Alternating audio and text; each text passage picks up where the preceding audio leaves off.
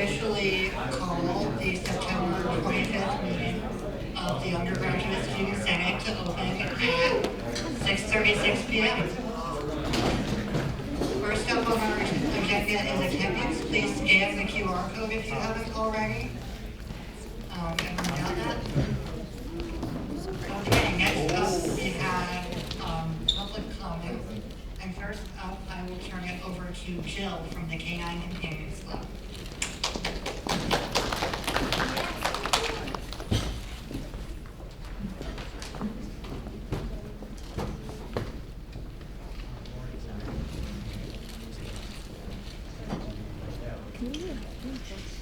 Hi everyone, my name is Josie Jadolski. I am the founder and president of Canine Companions at UConn. I'm super excited to speak in front of you guys today. I've worked very closely with Dr. Fanny and I'm super thrilled to be here. She said so many amazing things about what you guys can do for UConn and just how much we can get involved.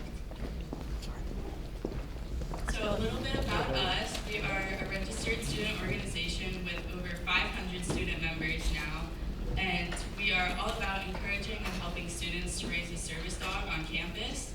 So we are part of a very large national organization called Canine Companions, and they are the largest service dog provider in the United States. What really sets them apart is they provide service dogs to people with disabilities free of charge, which is truly amazing because service dogs can be up to $25,000, which is a huge expense. So part of that, our club takes on a lot of fundraising to lower the cost of puppy raising for our students. Alongside that, we support those with service, therapy, and ESA animals, and we like to educate the public on the difference between those animals so that you have proper public etiquette when you're interacting with these animals. So I am here to not only spread awareness about our club, but to gather support and help with the education of our club. We have previously been approved to have service dogs on campus, and then that was revoked without much reason. But we are currently allowed in off-campus housing. So Dr. Fanny has been amazing, and we are working to have a puppy raising class through the University of Connecticut to be made available in the spring, and enrollment in this class will allow service dogs to be on campus. They will be exempt from the Animals on Campus policy, which means that they could hopefully live in dorm rooms, they can come to class, as long as they're well behaved. So I'm super excited about the potential of that. And I think that we can really get to a great standard point of having service dogs and training all around campus with support, education, and the results of having these well-behaved dogs make a difference in people's lives.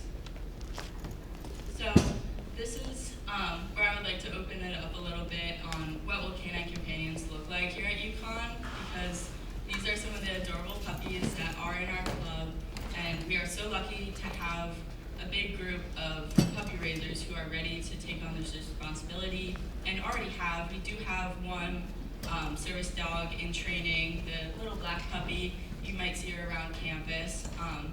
So I would like to open it up and get some feedback on when we start having our service dogs in training in campus, around campus in the spring.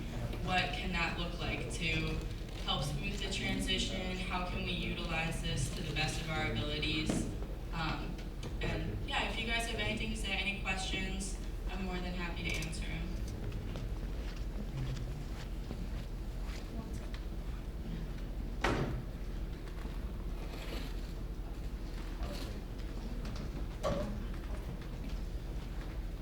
Hi, take for the minutes. Outside of the Dean of Students office, what other university departments are you collaborating with, or have you reached out to for support?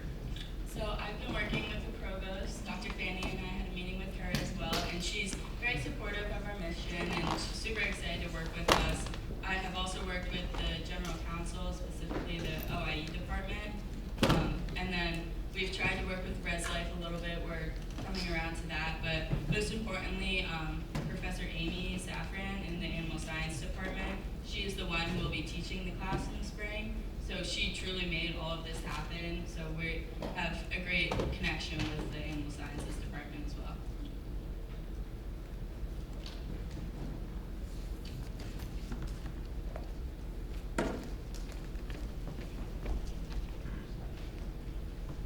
Lorraine for the minutes. How would you, thank you for talking to us tonight. How would you,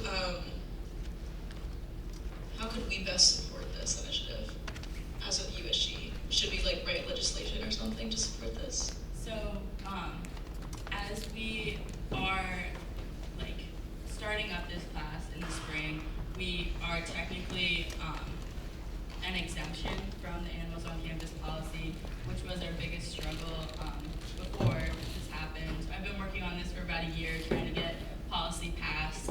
So what do you think of legislation? What does that entail?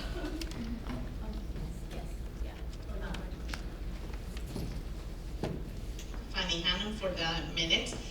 Yes, I think writing a legislation will be very important. Obviously, one of the pieces that I want to make sure that each one of you know is, as a university and public institution, the reason why we haven't had this program, and it was going to take a while for us to have service dogs living on campus, is because there's a policy in place for many years that service dogs cannot live on campus in the dorms. So that will be a long process. But I think for what Jill wants to do, it would be great to have the support of USG and really have that, the legislation to get us to the next point, which will be to have service dogs living in our campus. What a wonderful idea. This is Lauren again for the minutes. Thank you both for that answer, and I guess would throw that out to the Student Services Committee. I think it would probably fit the best under that. But also, only a year and you've made so much progress, so that's an accomplishment. We're super lucky. We have cute puppies like at the involvement fair, so we do get a lot of traction. I'm impressed.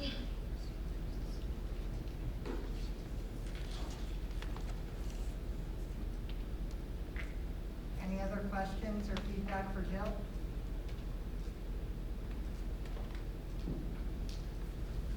Thank you guys so much.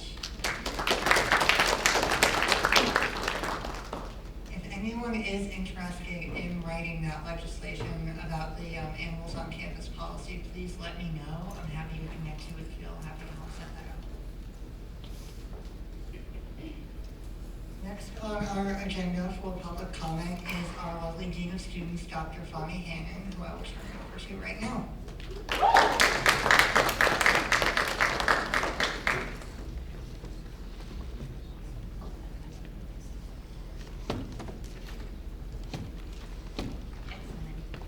Good evening, Huskies. How are you?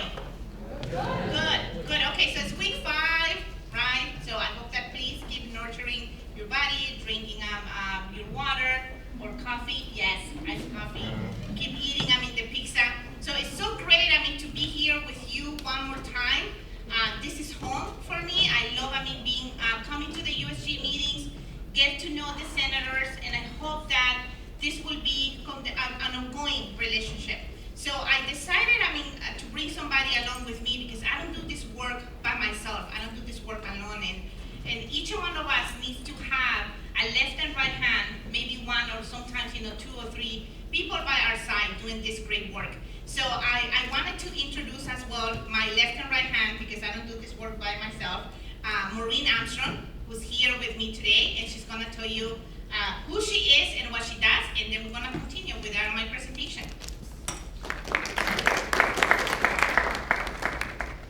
Thank you, Fanny. Good evening. Thank you for letting me crash the USG meeting with Fanny tonight. An opportunity to be here with her is always welcome for me. So for those of you who don't know me, I am the Associate Dean and Director of the Dean of Students Office. I have been at UConn for 23 years, so some of you aren't even 23 years old, most of you probably, so longer than you've been alive. But I have made UConn my professional home. I have worked in a number of different offices, but since 2016, I have been the Director of the Dean of Students Office. And there with a wonderful team of staff, maybe some of you have come in to see us, we provide support to students for any and all reasons. We partner with colleagues at the regional campuses as well, because we, as Fanny said, we don't do our work alone. So please, if you need something, come in and talk with us. We want to help you succeed. We want to help you graduate. want you to help you figure out life's challenges, which sometimes get in the way of your studies. And our goal is to try to smooth those out and get you back on track academically. So here's my shameless plug for the Dean of Students Office. You don't need an appointment to be seen. We have drop-in hours Monday through Friday on our website. Actually, right now, drop-in hours are happening upstairs in a cultural center. So on Wednesdays, we bring the drop-in hours here from 5 to 7.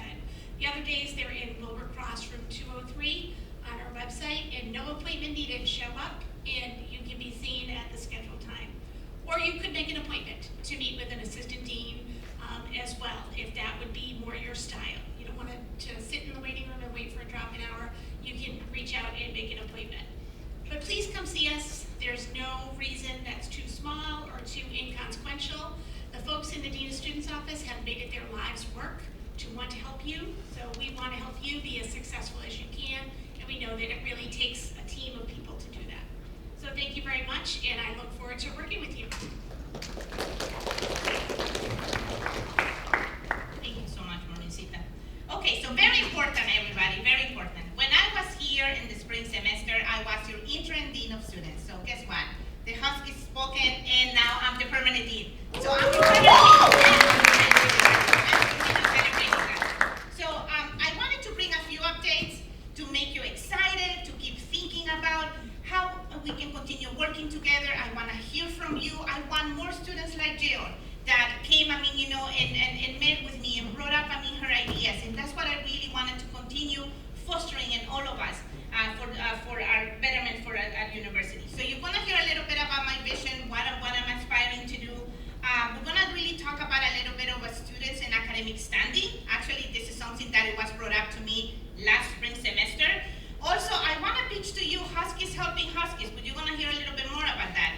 How we've been supporting some other students of populations, not only from my side as the Dean of Students, but also from the office at the Dean of Students office. And we're going to do some breathing exercises, because at some point I'm bringing some topics that are very, very hard for us, but I want to make sure that you are aware of those. And then as well, talking about some of the programs that I want to bring to the university. And then I hope that I can hear your voices. And something that I learned, and I've been learning from this group, is that USG is not shy, everybody. So please keep, nurturing your bodies, because I really want to hear your voice. Okay, so let's see, where am I going with this? Okay, so this is how your Dean of Students is approaching the work. So we are changing as a university. We are still a predominantly white university. However, our numbers are shifting, and we are becoming a historical white institution, HWI. We have to celebrate that UConn, as a system, we are a HSI, a Hispanic Serving Institution, right? So our Hartford campus, our Stanford campus, Waterbury, they have been designated as HSIs, and we have to celebrate that. Also, that we are an Anapisi institution at the Hartford campus, and as well here at the Storrs campus. Anapisi is our Asian American, and as well Native Pacific Islander communities. And most importantly, that we are also becoming a minority serving institutions, not only in our regional campuses, but we're seeing here the growth at Storrs. So these are the lenses that guide the work, right? So I'm always looking at how we are changing in our demographics, but not only in terms of race and ethnicity, but also in our social identities, gender, sexual orientation, faith and religion, and as well income and everything else that come into place. So the Dean of Students, one of the things that Maureen and I are going to start embarking is really bringing this roadshow that the Dean of Students is the person, but also have the Dean of Students office. So the Dean of Students office will continue to be led by my wonderful Mauricita. I'm Honduran, for those of you who don't know. I'm Latina, so I use Ito and Ita and all of the above. So, and that is a term of endearment. So Maureen will continue to be leading our Dean of Students office. We are growing, right, because the Huskies are coming into our office, and we continuously need your support. It's great to have an assistant dean, but we need more assistant deans in our space. So please keep, spreading the word. Also, the Office of Care and Student Concern is coming to my purview, and I'm very excited to tell you that that office, once again, thanks to the work of leading by the Dean of Students office, but also many of you before my time, put forward that mental health was needed. So this office now has a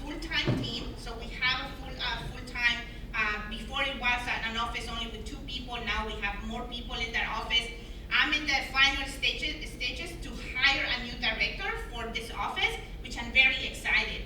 Also, your generation, very unlike coming to Gen X and millennials, but Gen Zs, we really want us to talk to your families and some of the parameters. So it was clear to me that I needed to bring a person to be in charge of all of these areas, right? Family engagement, faith and spirituality, off-campus housing, right? Our Huskies are living off campus.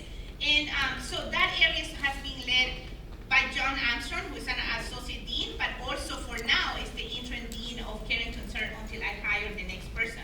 And finally, the way that I'm looking at this UConn and being the dean of students is really, thinking about our regional campuses and all of the wonderful Huskies. So our Campus Change Peer Mentoring Program is a program that I'm very excited that we are going to be working with Dr. Michael Finneguera in the work that we are doing. It's about all the systems, right? Really thinking about systematically how we can continue creating change. Okay, so I really wanted to tell you something very exciting. Last semester when I came here to USG, it was clear to me that not only from Angelo Montes, but as well, from other senators, students who were in academic probation, I'm gonna use that old language because you all know legislation passed to the University Senate, so we have a new language for academic standing. But what I wanted to tell you is that when Angelo brought up, this idea, and most importantly, the concern, his passion that he had, so we met, and this is something very dear to my heart as well. So what we're gonna do this semester in collaboration with the Higher Education Student Affairs Master's Program, and as well the Dean of Students Office and the undergraduate advising, we're gonna be working with a group of graduate students to continue assessing the new changes in the academic standing process, but most importantly, the bigger problem is twofold. Some of our students who are first generation and from historical marginalized communities are not utilizing the resources we have on campus. That's one. The other one is that for historical and as well for cultural reasons, they're not asking for help. So we're going to start unpacking with this assessment project that is 1 year long assessment, trying to understand, right? So the assessment will get us there to see what are we missing, what are the disconnections between specifically first generation students who have been placed in academic probation and then they're not utilizing the resources that the university has. So we're gonna be looking at the system and as well the individual, but most importantly, what is the disconnect? So ideas like this, I'm hoping that you bring it forward to me and we can work together. So Angelo, and today as well Sydney, I declare Sydney to be part of this working group, which I'm very excited. So we're gonna be working with the graduate students, and Paula Wilmot, one of our assistant deans, and Kelly Gilbert from the undergraduate student office will be working with us on this. So Huskies Helping Huskies, it's another idea I have. Once again, in the summer, I met with Angelo. We met quite a lot with Angelo over the summer. And start talking about this idea of why students are not asking for help, but also how you're not receiving help, right? I think that there's some points that maybe you are prideful, you are reserved, you are private, but I think it's very important for me that we start shifting our culture. So I'm going to start working with Angelo and as well with another student who's a student intern that actually, I met her, she's a member of BSOL, she lives in the learning community, her name is Chameka, and she's going to be my student intern working on this project as well. So what we're planning to do in the fall is do the research, keep looking at what are we missing, and then in the spring semester, wish me luck because I don't have any money yet for this, and obviously we are in a budget crisis, but we need money. Your dean is gonna go and find out the money so we can launch together this campaign, right? And by campaign, what I mean is really looking at the messaging. Maybe we need to have some merch.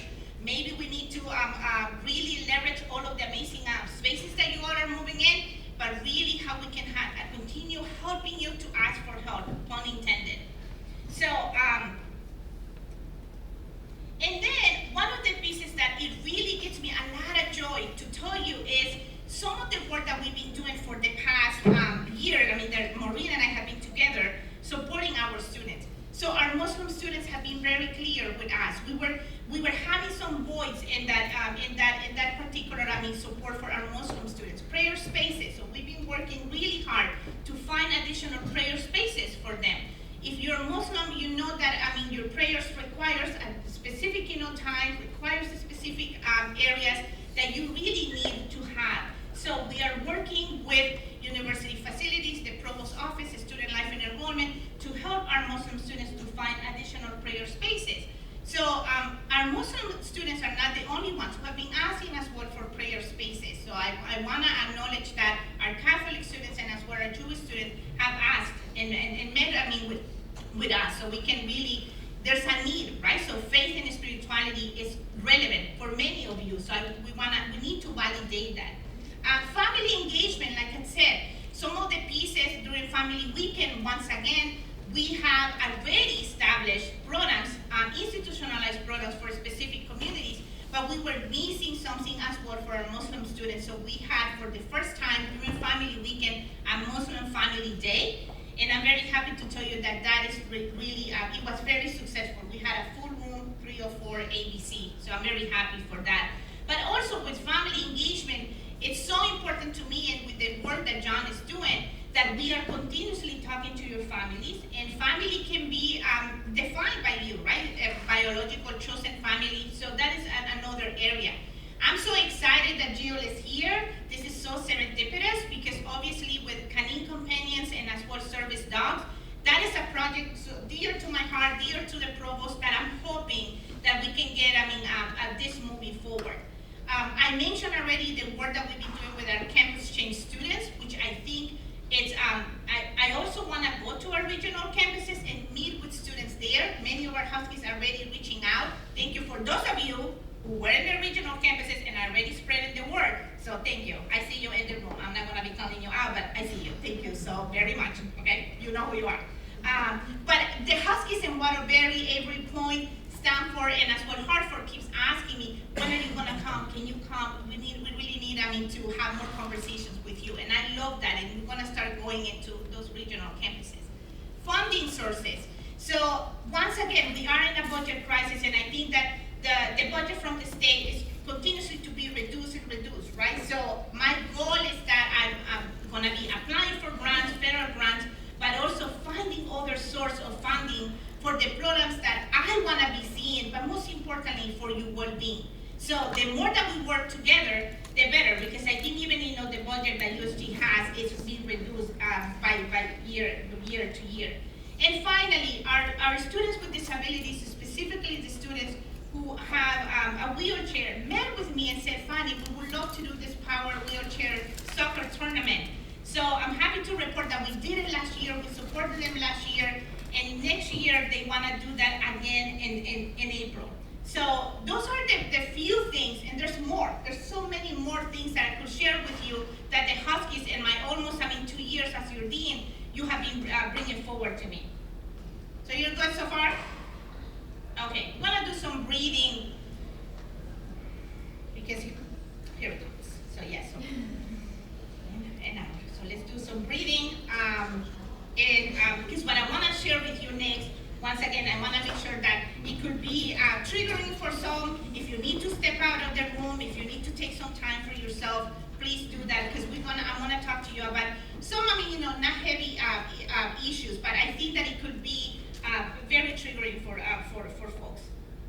So one of the things that could be a priority for us, not only the work that I'm doing, but as well in the units that are working with me, is certainly loneliness continues to be a #1 concern among our Huskies.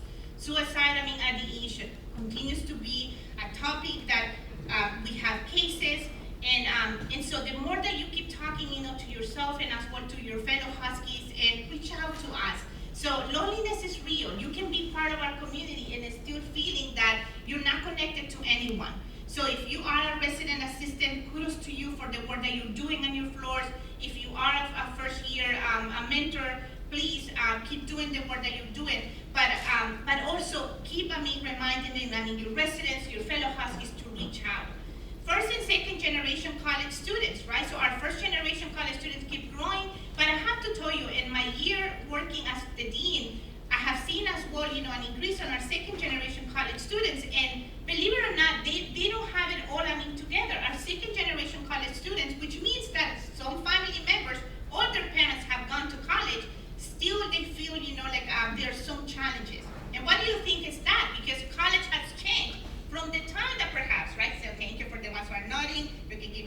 thumbs up. By the way, there's something wrong with my thumb, but it's okay. I'm gonna go see the doctor.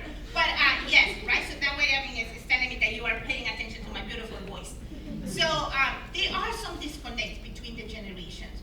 College affordability. Maureen and I could definitely tell you how many cases we have. Many thousands of cases that many of our Huskies across our system, they're always, asking us how can we help them to pay, college. So I think this will be a good conversation for us to keep, talking to the state. But really, for me, if this is the public institution, your education needs to be affordable. Basic needs continues to remain a very important topic among many of our students. We know that we have tackled some of the food, the housing, and the transportation insecurities, but still there are so many other basic needs that you fellow Huskies need. And I have to tell you, the other interesting piece that the Huskies have brought up to my attention is campus spaces. We have many student organizations who want to do these amazing programs, but we don't have room on this campus. So I'm gonna be meeting with our division of student athletes, because I think it would be great to have these conversations as to they have some of the great locations on campus, and how can we work together to make sure that you're utilizing the spaces as well. I really want to touch upon global violence and as well, displacement across, the globe. And you all know what is happening in the Middle East, but also what is happening in Africa, in some of the countries in Latin America, and as well, the entire globe. Displacement is happening, immigration patterns are changing, and that is also affecting your life, and it also affects the work that we do in the office.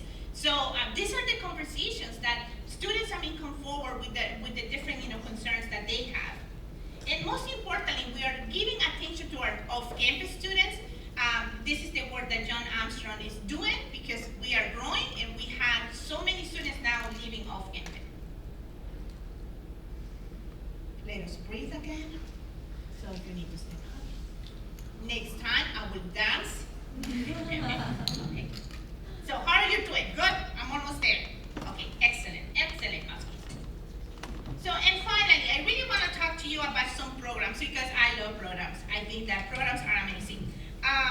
So I've been having this year our dinners with the deans. Last night we did have a very successful dinner. We have about 37 Huskies who came. It was also my birthday. Thank you so much, everyone, for that. Thank you so much. And one of the other pieces that I've been thinking about is something that I'm calling We All Are Humans. So stay tuned, because I really want to do and work with our faculty. So our faculty also are very eager to have conversations, to break bread with all of you. So if some of you as senators would like to work with me, please let me know, because what I'm really trying to do is working with CEDAW, working with the University Senate. I did have a great meeting with Dr. Laura Borton yesterday, and it was great to really start talking about how can we bridge the gap between our students and our faculty. And I think all of us, right, we're humans. Some of you are having magical powers and you are from another galaxy. Okay, I want to talk to you afterwards. Metanoia, and I really want to invite Maureen again to tell you a little bit about metanoia and how important it is for you all as well to be involved in metanoia. Thank you, Fani. So there is a committee, and there are members of USG who are serving on the Metanoia committee. We started our work last spring, and we will be launching a series of programs. So tomorrow, for example, in the Dodd Center, there is a program. The name escapes me. I think it's at 11. It's on my calendar, but that's tagged as a Metanoia program. The theme of our Metanoia is civil discourse. We really are trying to focus on approaches to help our campus community. So that's students at the forefront of our work, but also staff and faculty have dialogues across differences, and how can we work together to do that. So tomorrow, as I said, the Dodd Center is hosting a program. Next Monday, John Armstrong is leading a breakfast for our faith communities on campus to bring together students and faith leaders from our many various faiths that we support here at UConn. And there will be a series of other programs that are happening, not just here in Stores, but our multiple campuses as well. So please watch the events calendar. We intend to have a signature event in February, and I'm just waiting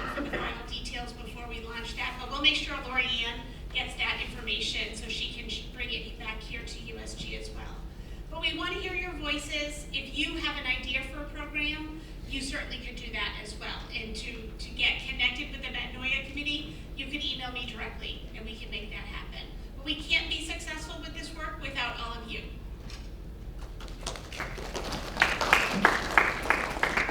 Thank you, Maureen. And the final piece is civic engagement, and this is something ongoing conversations. I'm so grateful that Lorianne and I are meeting often. Nick Lanza, I see him here, so once again, I mean, it's an election year. We have to continue to be alert, be educated, get the facts, Husky, get informed, and that's one of the pieces that I wanted to mention. We're also, I cannot wait for the strategic plan, to be unveiled. We have been part of that process. Holistic student success is not only academic success, it's the other pieces that we have to continue paying attention. And I'm also part of the Health Promoting University. I think that with that, initiative will help us to, with this idea, to continue helping one another. And finally, one of the charges I have is to continue looking at what are the things that are really working for you, for our university as a whole system. And one of those areas is peer mentoring. So I established a working group on peer mentoring. We want to continue assessing the peer mentoring programs we have, because we have so many. Many of you are involved in not one peer mentoring program, but many peer mentoring programs, which makes me so happy to hear that. And finally, I want to hear from you. So this is all my information in there. I wrote it last year, so that way you know where to reach me. For those of you who will take a note of my phone number, you know that I will text you back. And as well, if you need to meet with me in my office, Jennifer Brody manages my calendar. So I'm gonna stop there. I wanna hear your voices. I hope I don't know if I run out of time, but I'm looking at Kyle. Oh, okay, great. So, questions, comments, reactions, emojis, no, okay, yes. Is it on? Cool, fire. My name is Angela Montes for the minutes, but I just wanted to encourage you all to talk to Fani. It was around this time in spring when I came up and I asked my question about academic probation. And Fani has to be one of the most caring individuals in administration in this university, and she does care. Don't feel too intimidated.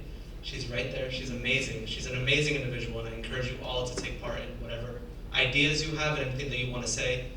Ask your question right now, because that's how it rooted. My one question rooted from an entire project being born, and for Fani to help me do what I want to do. So please.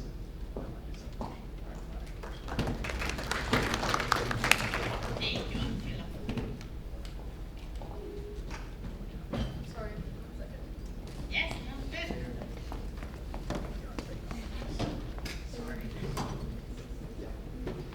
My name is Tyler for the minutes. I'm from the Avery Point campus, and I just want to thank you for your dedication to including the regional campuses in all of your efforts, because there is often a palpable feeling of being left behind or being left out of things happening up here, and I want to thank you for your efforts to remedy that. Thank you. Tyler, thank you. And I won't forget your name, Tyler. I won't forget your name. Other questions?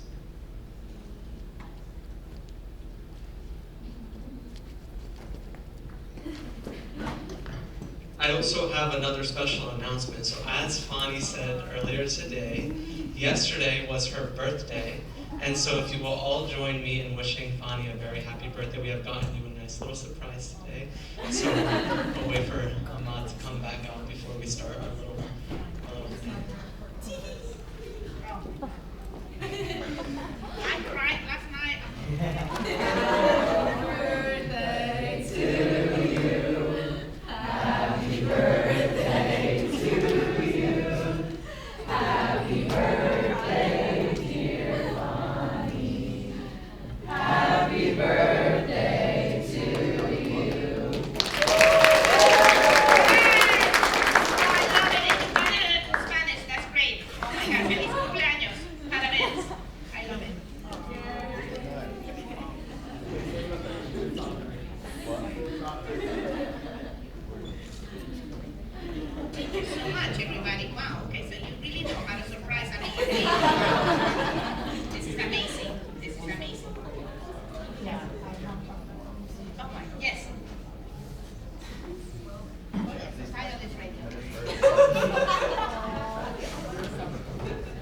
I'm gonna go to the back whenever y'all wanted to start in the back, and I'll cut out little pieces and I'll break it up here. Thank you. Thank you so much.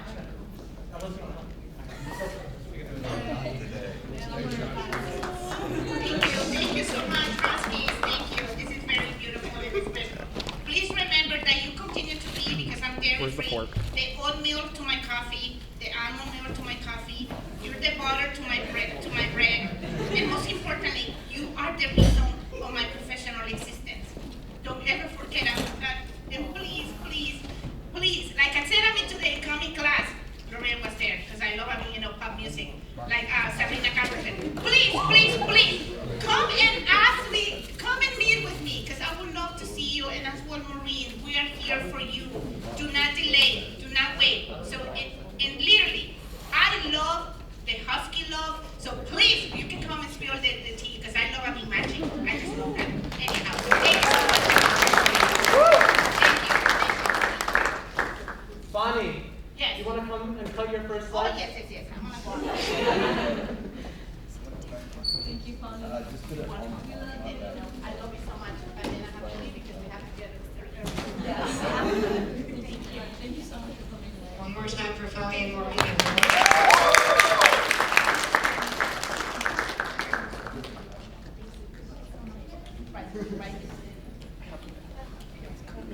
While they are cutting the cake for everyone, we can run through some quick voting items. Keep this thing moving. First up is our approval of the minutes from our meeting on September 11th. Are there any questions or points of discussion on these minutes? Seeing none, I will move to pass the minutes by unanimous consent. Are there any objections? All right, the minutes are approved. Next up, we have an earlier set of minutes from our August 7th meeting. Are there any questions, comments, points of discussion on these minutes? Seeing none, I will also move to accept them by unanimous consent. Are there any objections? All right, the minutes are approved.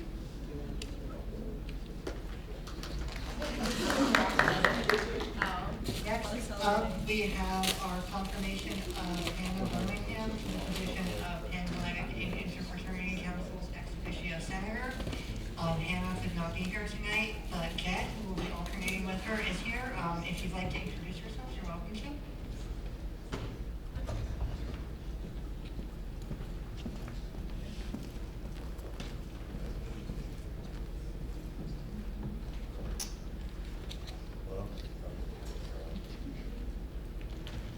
Hello, my name is Jed Ryan. I'm here to take Hannah's place because she wasn't able to make it this week because she had a meeting for Pan Hellenic. We are representing IFC and Pan Hellenic for the USG Senate. Thank you. Thank you, Jed. Are there any questions or points of discussion on the nomination? Okay, I will move to accept or to confirm Hannah by unanimous consent. Are there any objections? Seeing none, congratulations to Hannah.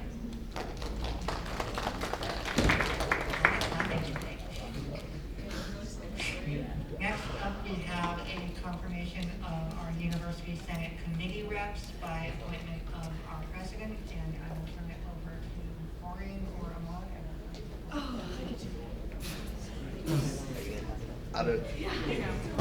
Also, please head to the back for cake, everyone, if you're ready. I'm just going to address this like communally.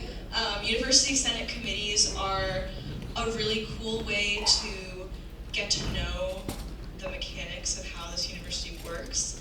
It's also a great space for USG and for students in general to advocate for ourselves. A lot of really good work is done here. I've learned so much sitting on a couple of these committees. So it's a really great opportunity. Every person that we put up for appointment is very responsible, very hardworking. We put people primarily in positions that we know they'd be able to report back to the like specific important committee. So like Angela will probably go to commission from Jedi.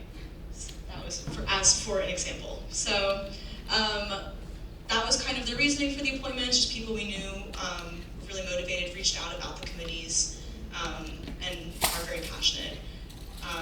There are more seats open, so we'll probably be looking into that. We want to talk to the regionals first and make sure they're feeling represented on the committees before we appoint anybody else. So that's part of it. Are there any questions? No, who was that? Oh, okay. Any points of discussion?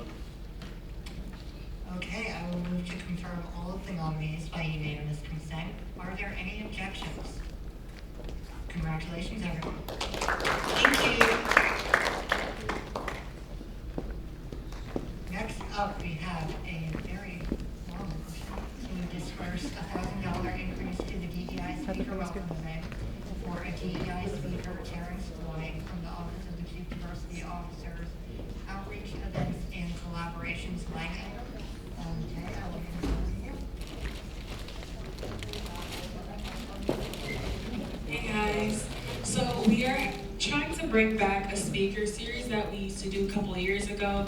I don't know if anybody in this room is also a senior like myself, but we brought Shakari Richardson and a few other really, really cool names here to UConn, a part of the anti-racism speaker series. So we're starting that back up, and we want to bring Mr. Terrence Floyd here. Originally we thought his price was $10K, but it's 11, so we need to approve the lump sum. So yeah, we're just trying to increase it to $1K. Asking if it's okay if I drop by next week. Any I'm a questions? senator, and I was looking. I'm also Hispanic, and I'm a transfer student, so I thought this would be a great opportunity to talk about programs with that. Yeah. Would I just? I just wanted to say, we already approved the 10,000 for the speaker. This is just a $1,000 increase. Thank you, Sydney. Any other points of Happy discussion? birthday. Lori, for the minutes, I think this is such a cool initiative, and I'm very excited about it. Yeah, I just kept. Anyone else? Thank you, though. Now I know why there were spoons.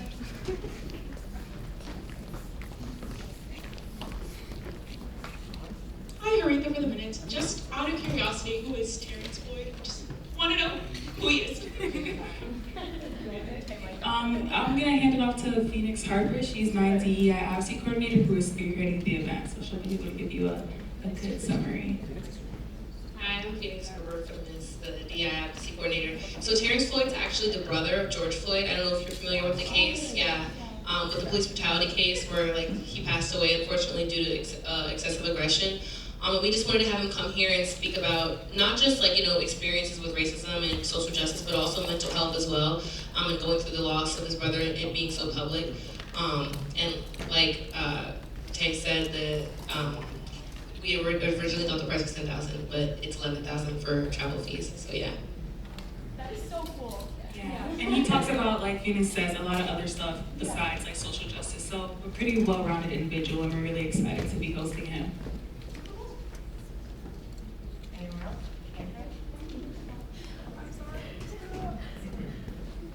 Hi, Andrew for the minutes. This was just like a quick question. I'm just simply curious as like to how we got in contact with him. Like how did we like make this happen? Yeah, so I mean, there was a pretty long list of individuals we were looking at. This is going to be an ongoing series, so it's just the first person we're bringing here, and also his price point was something that like we could manage like within my office budget. So yeah, Phoenix did a quick little search, had a few people, and like I said, price point and everything else. And also with the election, I feel like it'll probably be, not probably, but will be a really like engaging conversation. So if anybody has any, suggestions for speakers that you want to see at UConn, definitely reach out to myself or Phoenix. Anyone else? If there are no other points of discussion, we will move into a hand vote on this disbursement. As a reminder, only sworn senators are able to vote. All those in favor, please raise your hands.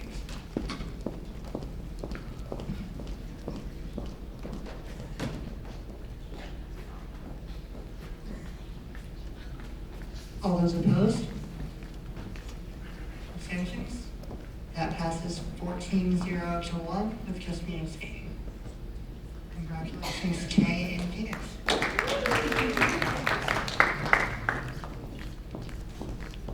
up, we have our USG IT SLE MOU, and I will hand it over to Sriya. Hi everybody. Thanks. So this is an entirely different MOU from the one we passed with IT last week, 2 weeks ago. This is with the Student Leadership IT division. Basically what this entails, this allows us access to several services to allow USG to operate. So anytime we're trying to log into our computers, we have to pay for that. We're paying for IT support services through this MOU, which is required to keep our computers. We're paying for our 14 computers, a printer, and QuickBooks. So that's essentially what the MOU boils down to.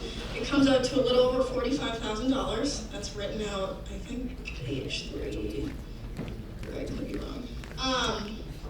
But it's a lot of wordiness to get to the point that we are paying for these services. IT is going to be available for us 8 a.m. to 5 p.m. 5 days a week.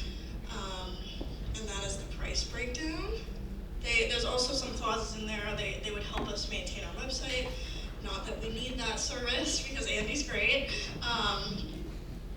Yeah. So that's kind of what the MOU entails. What are your questions? Are there any? Aretha, can you wait for a mic? I'm sorry. Hi, Aretha for the minute. Are there any changes to this from past years? Actually, so not really. We took away one printer, which reduced the price. I asked about QuickBooks, they didn't change the price. I asked about removing the website clause, that doesn't change the price. The big ticket item is the $30,000 for client support services, which basically just means we can call them and ask for their help, and they will have to help us at anything within 8 to 5 hours.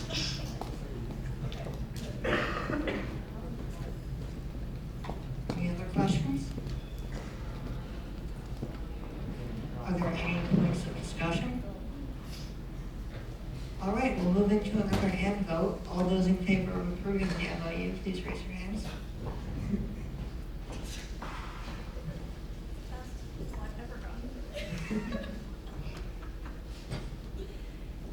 All those opposed? Abstentions? Next 16-0 to 1, Kyle Lowry abstaining. Next up, we have our Shaw Plan B MOU, and I will turn it over to Sriya. Alright guys, my karaoke song for the night is gonna I did that exact same joke last Sunday. Alright, so let's get into this. This is the MOU between us and Shaw Student Health and Wellness. So our deal with them is that we provide, well, this year it's going to be $11,500 of the student services budget in order to subsidize Plan B for all stores fee-paying undergraduate students. It's a great MOU. We allow students to go in to the Shaw Pharmacy and get this product for free as long. This is how it works: is we give them the money, and then every time a student goes in to do it, they basically bill us the $15, and students can keep getting it for free until that $11,500 has been used up. It's great. A lot of students get use out of it. Last year, I believe all of it went. So same amount as it was increased to last year, and yeah, it's great. Do we have any questions? Andrea.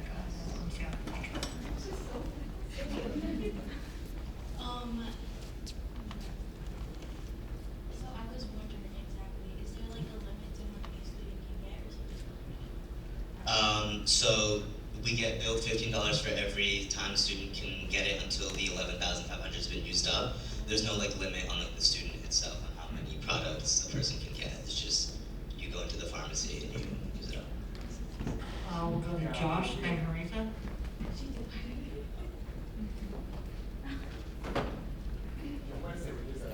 You can if you want. Lori just mentioned that this doesn't divide evenly into 15, which is fine. Oh, that's not what I It's said. fine. No, my commentary on it is I it's said fine. we're paying for 700. We're paying for 2/3 of a person to get. We're paying for 766.66 Plan Bs. So technically, 766 students could get a Plan B each. And the Shaw also like subsidized some of this out too. I think they match our. I think they pay 10,000 as well. So this is generally doubled that. How many free Plan Bs we give away to the undergraduate student body on the Stores campus? On the payment part, when someone goes and gets Plan B, we don't know who gets it. All we know is how many were given out, and then we get it a month later, and then we pay the invoice. Something that's new in this MOU is that Shaw has to keep track on their end how much is given out. So it's not incumbent on us a month later to be like, hey, you're at $11,500, now you have to stop. They're keeping track on their end, and they're supposed to stop, and then either ask students to pay or to use their own money to pay for it, so that they're not coming to us and be like, hey, we went over, now we need more money, and then we're coming to you guys and saying, hey, we need more money to raise this. Or reappropriating a budget and doing a whole messy process to do that. Thank you, Josh. I'll have one last. Haritha? Yeah, I guess it was kind of answered. I was just wondering how much Shaw is contributing to this, and if there's like any hope down the line if this could be more subsidized by Shaw, because they're like, I feel like this should be more a university-funded initiative. It's kind of tough for USG to keep funding everything. But yeah, lovely initiative, by the way. Oh, I'm in charge of it. I know that's great. Yeah, I do believe they match our what we put in. So it does. It's basically double the 766. So it's like 1,400. I'm not a math major. And down the line, yeah, that's totally something we can advocate for. Shaw has been super helpful in all the discussions I've had with them, and they're really into this whole like providing services and making things more accessible. So down the line, that's definitely a conversation that can be had. But for this year, this is still the model that we need to use. Thank you. Are there any more? Yeah, go ahead. I'm Nick Half for minutes. Just curious, so is this a per semester basis, or is it just like the one lump sum we're giving for the whole? This is for the fiscal year so this is the entire fiscal year, yes. Gotcha. Any other questions? Are there any points of discussion? Seeing none, oh, Andrea, go ahead. Sorry, I just have an interesting question. So, obviously, like,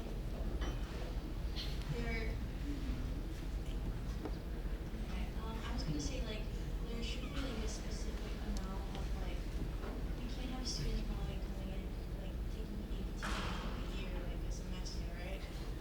Or, well, we can, but it wouldn't be, like, healthy. Do we have, like, any, like in a pharmacy, we have people that can consult with the students, or like, do we keep records of like the students, or does that go away? We do not keep record. I don't think we're allowed to like that because of health reasons. So no, that's like not something we can do. It's like illegal. Like we just can't collect that information from people. The only information we can like do at that point is verify that their source fee paying undergraduate, and that's it.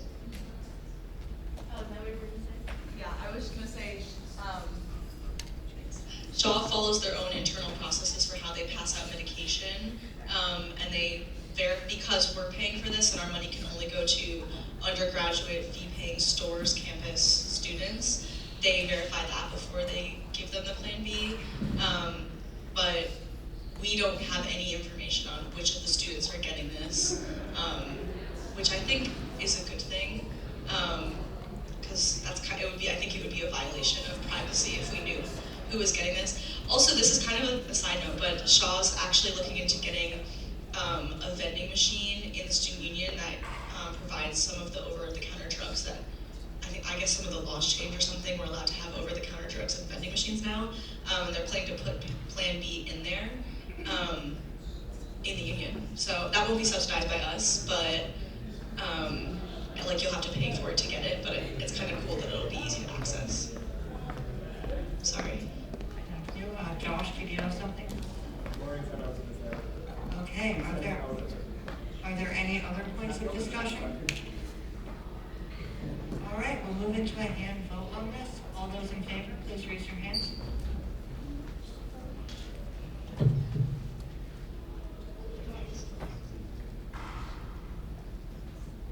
opposed? Abstentions? That passes 13-0 to 2 with me and Jabril abstaining.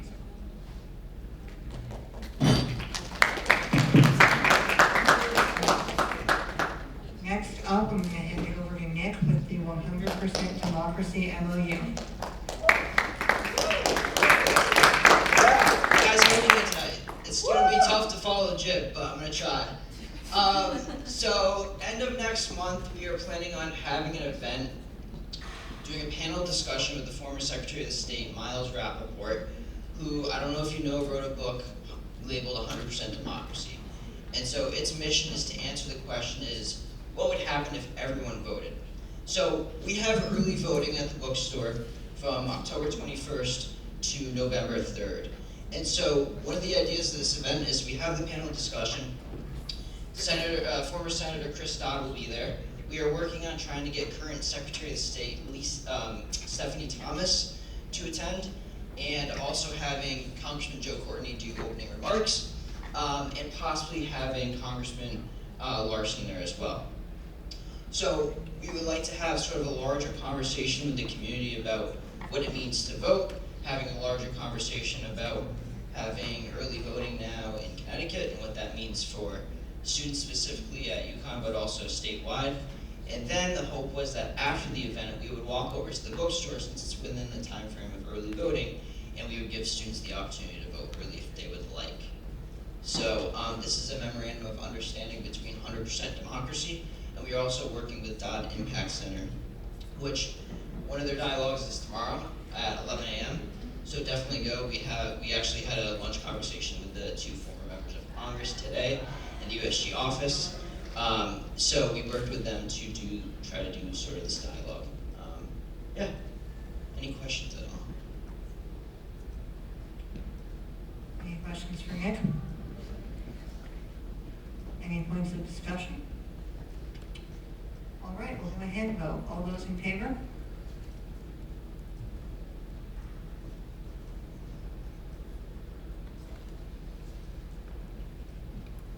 All those opposed? All abstentions?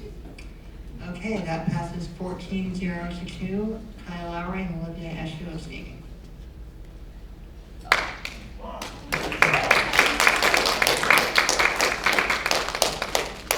Okay, next up we have our cultural fair MOU, and that can be presented by Ted.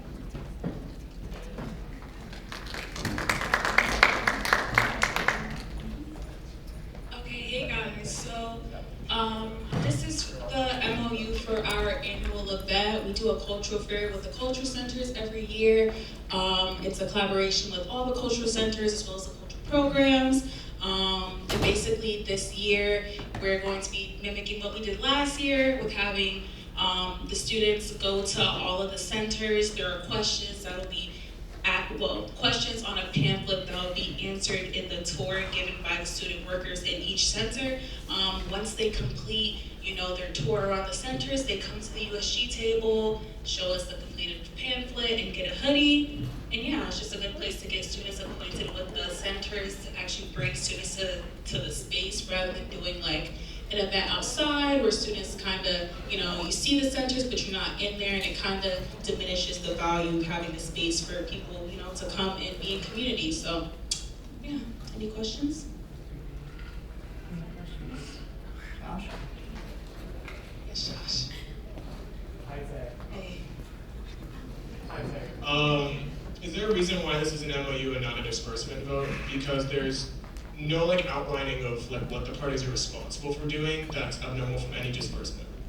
I mean, we do outline, I'm confused, we do outline what the parties are doing, ensuring that the space is available, that it's open and staffed by the cultural centers. It outlines what USG is doing, paying for the merchandise, the pamphlets, as well as having volunteers and people at the table.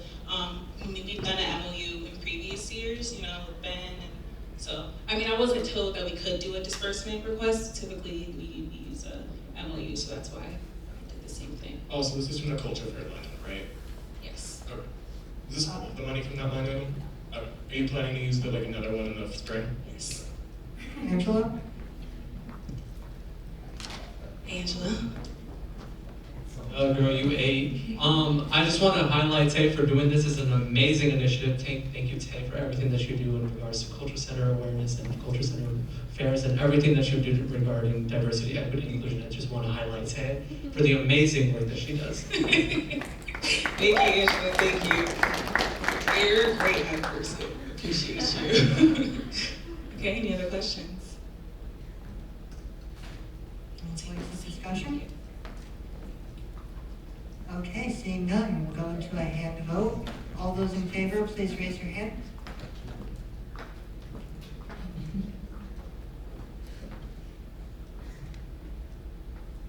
All those opposed? All abstaining? That is 13-022.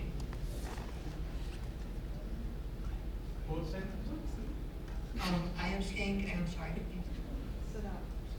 Cigar. Next up, we have a statement of position regarding the lack of yellow line buses during peak times. And I will hand it over to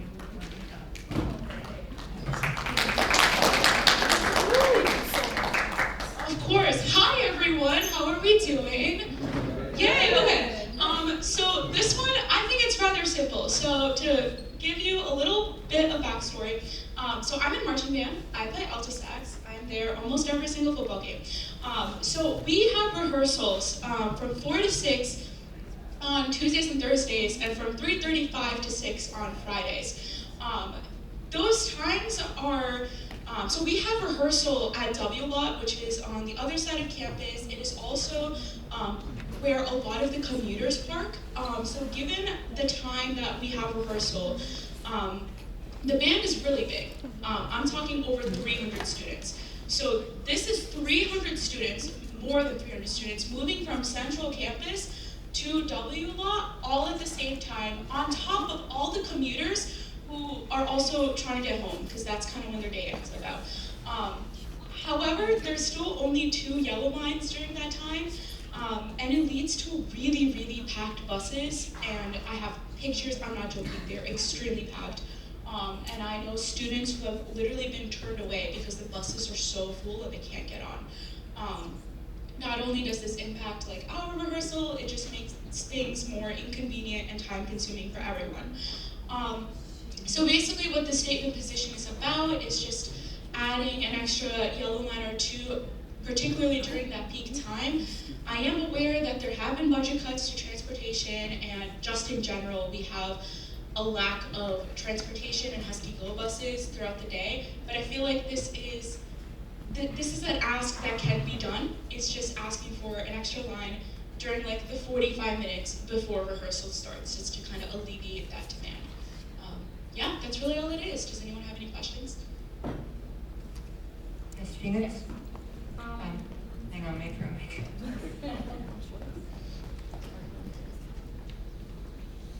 Have there, to your knowledge, been any complaints from students with disabilities who may also be in the band and may particularly need more attention as far as transportation?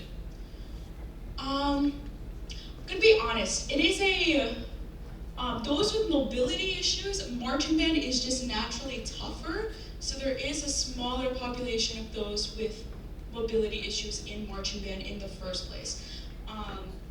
I personally have not heard complaints. That does not mean that they do not exist, but I think that's a great point. That is something that we can explore within the band to make sure that everyone's needs are met, because marching band can be physically demanding, so I think that's a great thing to check amongst everyone. I just think it would help you strengthen, just push, getting it pushed, you know what I'm saying?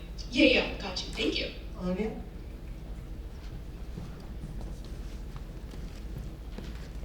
Yeah, so I can certainly attest to the fact that the lack of buses most recently is affecting students with disabilities really, really negatively. So this is going to help them regardless. Cool. Yeah, I think that's a wonderful point. I'll definitely see if I can do more research and try to connect with students who might be particularly affected by transportation, especially if they're disabled. For a minute. First, I love this statement because I think we are in a really bad situation over transportation. But I'm just saying this not because I'm against this, just in general for you. But has the band looked into like possible shuttles to like drop you guys off at neutral location after practice, like a shuttle program? So my process is I wanted to kind of start with the statement of position so I can go to higher ups and be like, okay, so the Senate thinks that it's important, let's talk. Okay. I know our director is well aware of this. I just, those buses might be expensive. I know right now a lot of us are trying to utilize carpools, but that's also really tough. And you also have a lot of car congestion from, even if you carpool, that's still a lot of cars at the same time. So we also want to alleviate that, and that type of congestion. No, I understand. I support this. I just want to see if that was like. Yeah, but I'll definitely have a conversation with the director. Also, I see her at band. She's really great at band. I'll send her a path, yeah. Maureen? Thank you. Lauren for the minutes. I guess this might be in here, but I haven't read through it.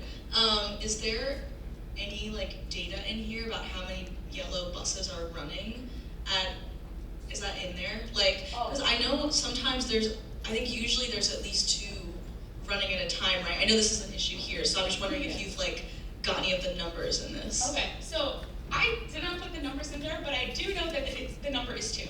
Okay. Yeah.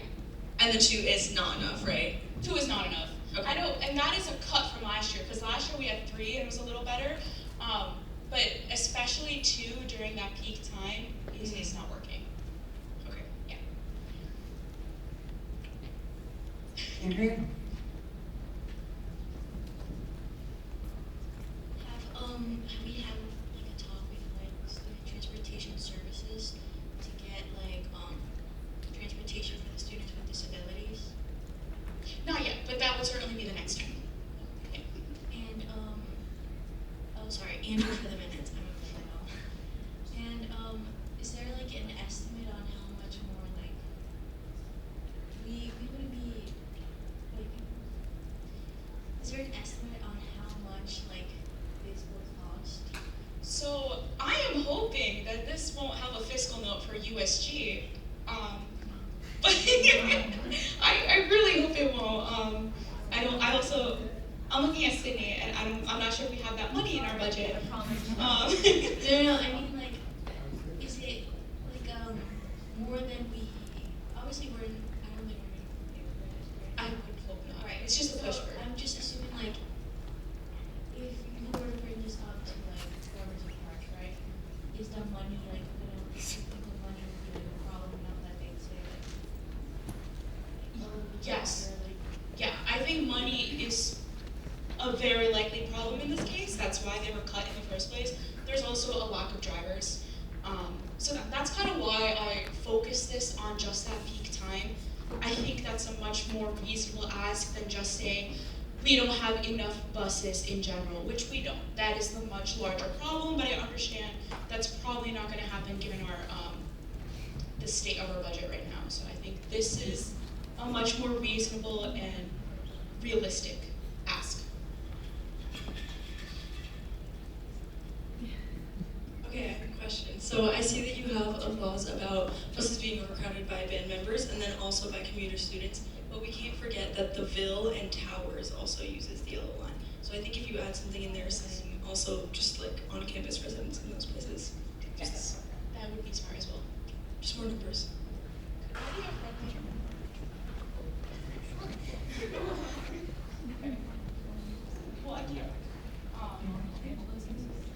Yeah, we can table. Yeah. I am going to move to table and add some of the great suggestions we have had. Thank you, Josh. I will ask that that be approved by unanimous consent. Are there any objections? Okay, this legislation will be tabled.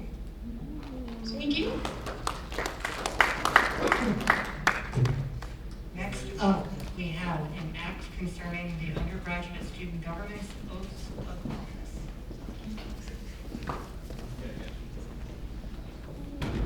Hi, everyone. I'm Andy, Chief Justice. So when I first took over as Chief Justice, one of the things that I did was look at our governing documents, so our Constitution and bylaws. And I'm going through the Constitution, and I get to the part on oaths of office for senators, for president, huh? 4 bylaws that break off problems. Okay. So I'm looking at this, and I had to take the oath as a senator when I was a senator, and I always thought the oath of office was pretty long to, take an oath for the Senate. So I did a little quick Google search because I was like, this seems a lot longer than any other oath I've seen in my life.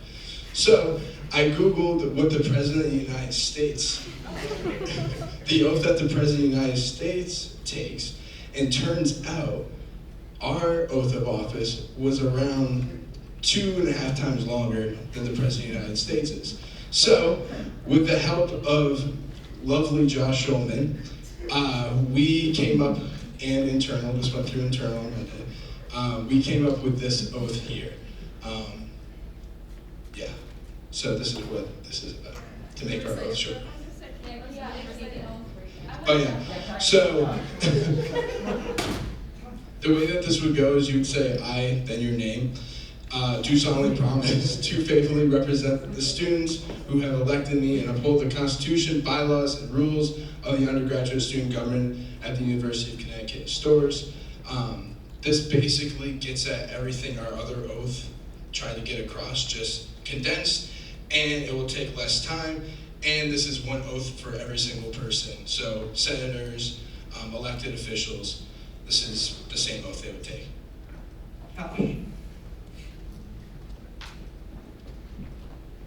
For the most part, this is what the first half of every oath is. So what we used to have before is everyone says the same first line, and then there's a special part for each position. So president is different from vice president, different from comptroller, different from senators, different from justices.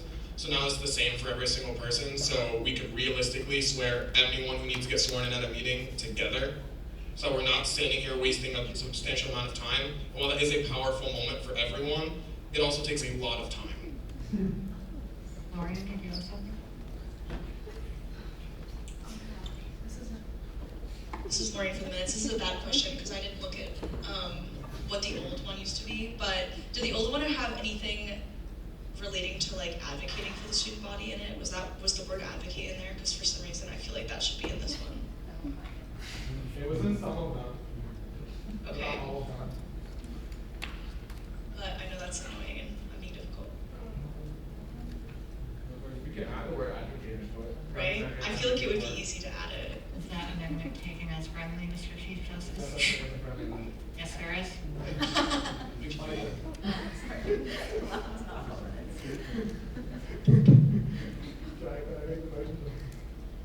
Representing advocate for, is that, Yeah.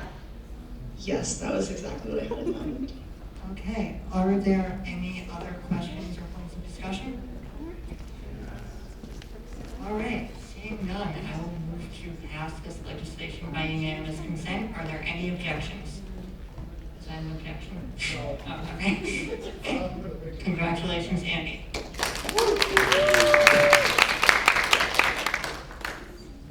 Next up, we have a motion to approve our Tier 2 policies from Organization Support Services.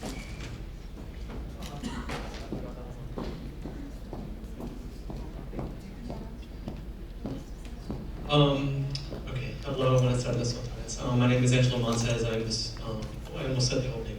I'm the Director of Organization Support Services. Thank you for voting on that name change, by the way. But this is our Tier 2 policies for our Organization Support Services resources. This is the first time that these resources and policies will ever be voted on by Senate.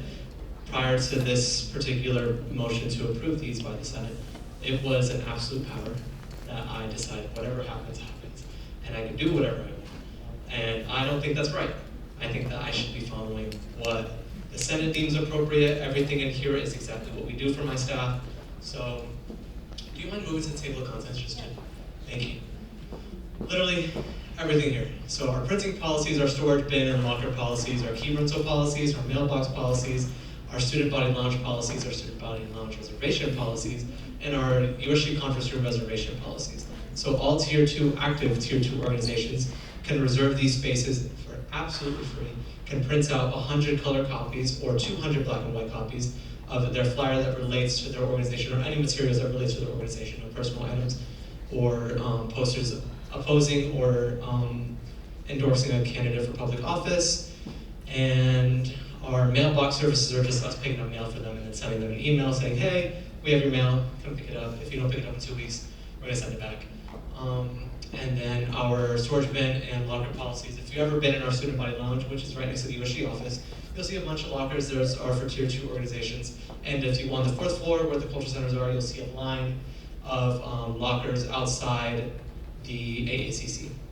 So this is basically just to do this, so that this is approved by our center. So that's about it. Thank you, Angelo. Are there any questions? Any points of discussion? All right, I will move to approve the policies by unanimous consent. Are there any objections? Congratulations.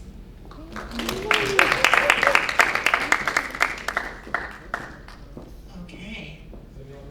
Next up, we have a motion to disperse $200 from office food supplies, renovations, equipment upgrades, and decorations line item for supplies related to serving food at meetings. Go ahead. Alright, so this is really straightforward. We have 2 open line items where we provide food for committees and for Senate.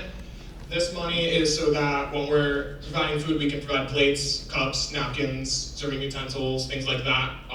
Because right now we're using our supplies PR, which is not really what we're supposed to be using, and it's also technically a holdover from last year. Thank you, Josh. Are there any questions?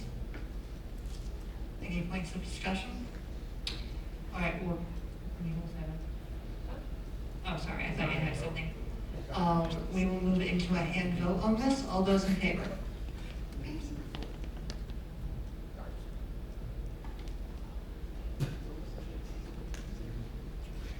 Thank you. All those opposed? All abstentions? That passes 14-0 to 1, just we abstain. Next up. Yay, plates. That is all of our voting items. I don't have anything for discussion on the agenda, but does anyone have anything pressing that they would like to discuss right now? Hi guys. Hello. Okay. Hey guys. So another initiative within my office is renaming Benjamin Coons Hall. Thank you, Andy, for his advocacy on that. Thank you. Round of applause. Appreciate you. So yeah, we're doing some work there. There is a Google form that I'm going to be dropping in the Slack as soon as I put this mic down. So please fill it out if you guys have the time and you're willing to. It just helps us bring admin some actual data on why we want it changed and the implications it has on students and their well-being on campus. Thanks, Ted. Anyone else? All right, we will move into our announcements. First up, vote. It is our fall elections right now. Vote.ucom.edu is, yes,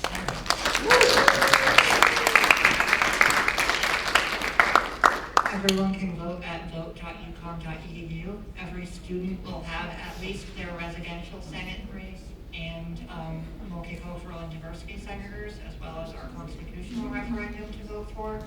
If you are in a school other than CLAS or nursing, you will also have some academic seats to vote for. It closes tomorrow at noon. Yes, thank you. Next up, we have because of our fall elections, we will have new senators coming in next week, which is very exciting. So we will have an orientation caucus. If you have been with us for a while and you've already gone through the orientation, you can take the week off, or you are more than welcome to come and meet some new senators. Next up, we have judiciary applications. Andy, would you like to? Hey everyone. So we had one of our lovely justices leave the judiciary, so we were back down to 6. But that's okay because we are looking for another really great justice. So the application link is in the agenda. Thank you to Deep for working together on this. So this will be open for 2 weeks. please apply if you would like. We have a lot of fun in judiciary, and we would love to have you join us. That's Amy. Anyone have questions for Amy? Yeah.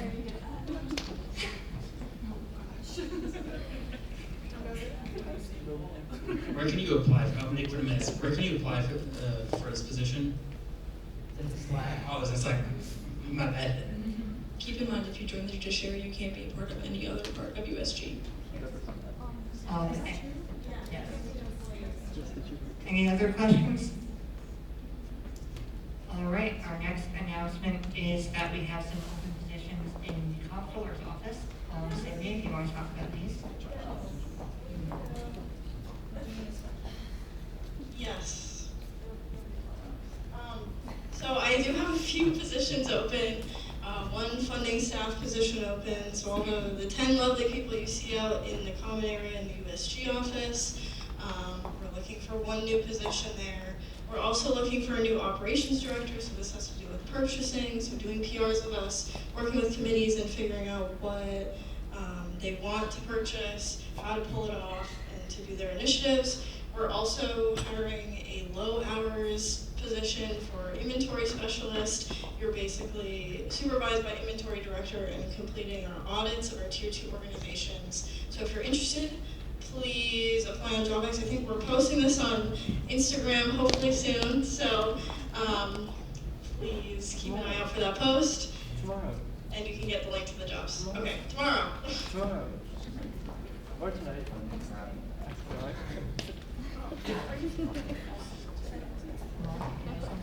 Yeah. So the funding staff applications are closed. You guys can apply for it. Yeah. Other ones are great. You can apply for it. Before we call to close, are there any other announcements? Nick.